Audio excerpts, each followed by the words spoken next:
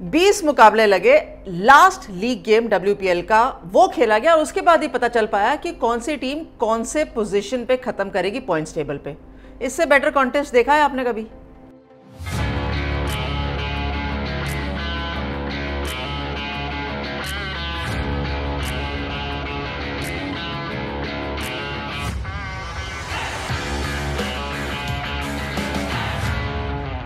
स्वागत है आपका डिफरेंट स्ट्रोक्स के अंदर। और ये कॉन्टेस्ट इसीलिए अच्छा था क्योंकि 5 टीम का टूर्नामेंट और अंतिम लीग मुकाबला वो बता कर गया कि कौन सी टीम फाइनल खेलेगी, कौन सी टीम एलिमिनेटर खेलेगी और 1, 2, 3 पॉइंट्स टेबल पे कौन सी टीमें रहेंगी।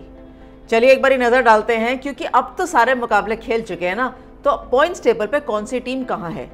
सबसे ऊपर दिल्ली कैपिटल्स की टीम है, क्योंकि पॉइंट्स उनके भले ही सेम हो, मुंबई इंडियंस दूसरे पायदान पर है, लेकिन क्योंकि net run rate Delhi Capitals का सबसे अच्छा है तो वो सीधा फाइनल तक जाएगी। सेकंड मुंबई इंडियंस और थर्ड यूपी वॉरियर्स की टीम है। ये दोनों टीमें आमना सामने रहेंगी एक बार फिर एलिमिनेटर के लिए, और इनमें से जो खेलेगा, जो जीतेगा, वो फाइनल खेलेगा दिल्ली कैपिटल्स के सामने। चलिए, अंतिम दिन जो था लीग मुकाबले का, उसमें 2 मुकाबले खेले गए। पहला था रॉयल चैलेंजर्स बैंगलोर और मुंबई इंडियंस का मुकाबला, और दूसरा यूपी वॉरियर्स और दिल्ली कैपिटल्स का। तो पहले मुकाबले की पहले बात करेंगे। जब मुंबई इंडियंस के हरमनप्रीत कौर और सामने स्मृति मांधाना थे टॉस पर, तो बड़े समय के बाद हरमनप्रीत कौर ने टॉस जीता और कहा हम पहले बॉलिंग करेंगे। चलिए, अगर आप चेस करना पसंद करते हैं, और बहुत जल्दी टर्न अराउंड था मुंबई इंडियंस के लिए, क्योंकि इसी मैदान पे एक दिन पहले भी मुकाबला खेले थे, वो शाम का था, ये दोपहर का मुकाबला था, तो टर्न अराउंड के लिए बहुत सारी चीजें जल्दी सही करनी जरूरी हैं। इसीलिए कहीं ना कहीं ये फैसला लिया होगा कि पहले आरसीबी बैटिंग करे। शुरुआत अच्छी हुई थी जब स्मृति मांधाना ने बैटिंग करनी शुरू करी, और मुझे लगा कि चलिए अंतिम मुकाबले में ही सही थोड़ा बेटर फॉर्म दिखाया और थोड़ा ज़्यादा संयम दिखाया था उन्होंने, और कहीं ना कहीं वो रनआउट जरूर हो गई थी सोफी डिवाइन, लेकिन पेरी के साथ एक अच्छी पार्टनरशिप बनाई। 24 रन बनाए स्मृति ने एंड में, जब तक एलिस पेरी आउट हुई तब तक 29 उनके थे, और एक अच्छी पार्टनरशिप 32 रनों की डेवलप हो रही थी।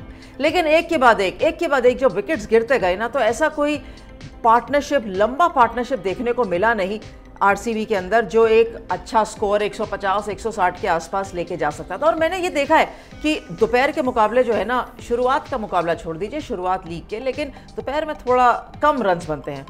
125 रन आरसीबी ने बोर्ड पे डाले, और बहुत स्ट्रॉन्ग और बहुत ज़्यादा रन्स नहीं थे, लेकिन कहीं ना कहीं ये ज़रूर था कि परेशान कर सकते हैं अगर अच्छी गेंदबाजी करेंगे।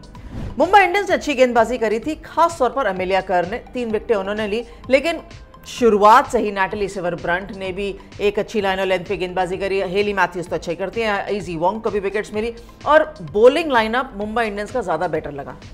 जब चेस करने आई मुंबई इंडियंस, तो यकीनन एक strong start, Yastika Bhatia form में है, हेली मैथ्यूज फॉर्म में है, और दोनों ने ही 53 रनों की साझेदारी बनाई। ऐसा लगा कि बड़ा आसानी से ये टारगेट अचीव हो जाएगा, लेकिन फिर एक के बाद एक विकेट्स गिरते गए।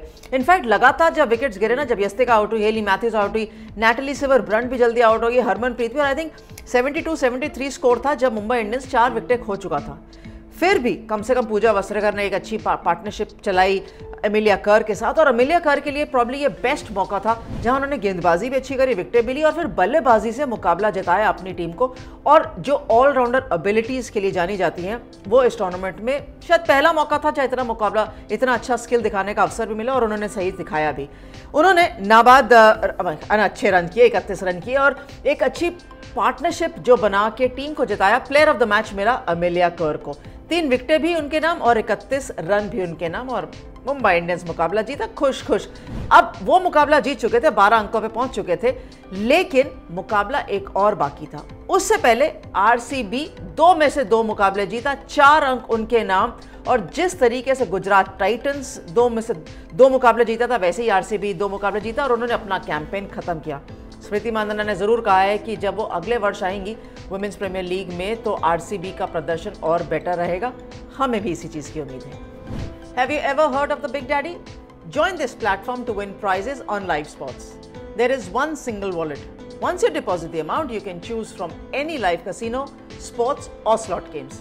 We have curated a selection of Indian casino games like Andar Bahar 2020 Cricket, Bollywood Casino, Teen Patti and much more. Click on the link in the description to join the Big Daddy and avail a 3% cashback as joining bonus. Join now. दिन का दूसरा मुकाबला था UP warriors और Delhi Capitals के बीच में, और यहां अगर यूपी वॉरियर्स जीतता तो कहीं ना कहीं परेशानी रहती दिल्ली कैपिटल्स को। हालांकि मैच शुरू होने से पहले भी दिल्ली कैपिटल्स का नेट रन रेट बेटर था, लेकिन वो मैच शुरू होने से पहले था जब मैग लैनिंग ने टॉस जीता और उन्होंने कहा हम गेंदबाजी करेंगे, कोई बदलाव हम टीम में नहीं करेंगे, हमें लगता है बेस्ट टीम खेल रही है। लेकिन यूपी वॉरियर्स ने 3 चेंजेस किए थे। 3 चेंजेस, ग्रेस हैरिस बाहर गई, राजेश्वरी गायकवाड को नहीं खिलाया और देविका वाइद्या की जगह 3 चेंजेस जो अंदर आए वो थे श्वेता शेरावत, यशस्वी पहला मुकाबला खेल रही थी, और शबनम इस्माइल भी। खैर उन्होंने लगा कि उनको सब खिलाड़ियों को मौका देना चाहिए क्योंकि कहीं ना कहीं यूपी वॉरियर्स नॉकआउट तक तो पहुंच ही चुकी थी। चलिए फिर से रिलायंस अलीसा हीली पे बहुत स्ट्रांग तरीके से नजर आई, और जब तक अलीसा हीली का बल्ला चलता रहता है ना सब कुछ ठीक लगता है, लेकिन जब उनका बल्ला चलना रुकता है तब देखते हैं कि तालिया मिगरा अगर फॉर्म में है तो बड़ी अच्छी बात है, वरना रन्स कौन बनाएगा।